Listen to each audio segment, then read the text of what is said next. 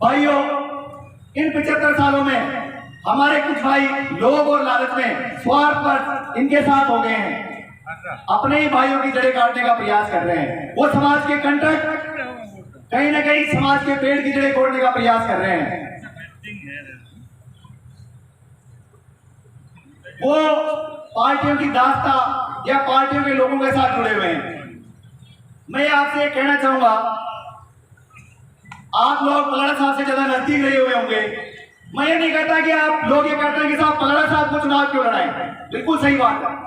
मैंने बहुत सारे भाइयों से पूछी ये बात, तो उन्होंने कहा साहब पलड़ा साहब ये क्या चुनाव लड़ाने के लिए। मैंने कहा बिल्कुल सही बात है आपकी, पलड़ा साहब नहीं चुनाव लड़ाने के लिए, और दूसरे भी है। लेकिन मैंने ये कहा कि घोड़े जब रेस में दौड़ते हैं, चाहे उनकी संख्या 1000 हो या 2000 हो, वो घोड़ा जो प्रथम आता है, क्या वो घोड़ा अपनी काबिलियत से प्रथम आता है?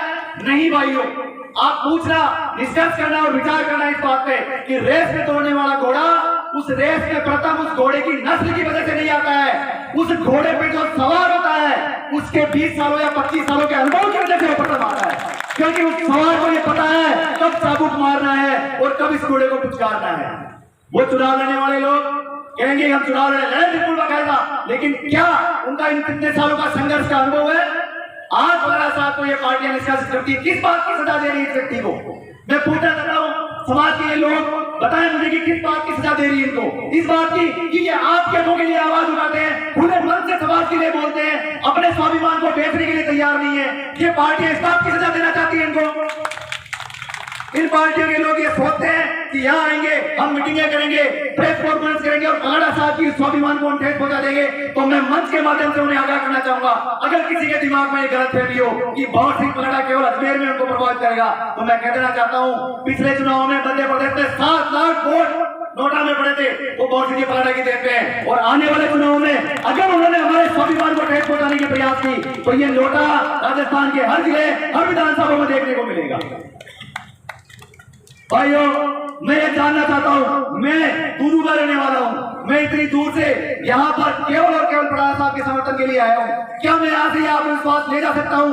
आप अपने दोनों हाथ ऊपर खड़े करके मुझे आश्वासन दीजिए कि जहां भंवर सिंह पलड़ा खड़ा रहेगा, ये समाज की ताकत उसी के साथ रहेगी। जोरदार तालियों से